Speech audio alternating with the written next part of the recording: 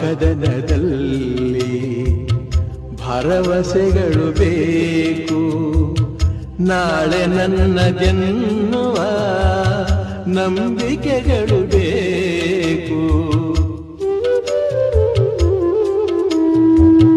ಜೀವರಾಶಿಯಲ್ಲಿ ಮಾನವರಿಗೆ ಆದ್ಯತೆ, ನಾವೇ ಮೂಢರಾದರೆ ಜ್ಞಾನಕ್ಕೆಲ್ಲಿ ಪೂಜ್ಯತೆ. ಇಲ್ಲಿ ಈಸಬೇಕು, ಇದ್ದು ಜಯಿಸಬೇಕು.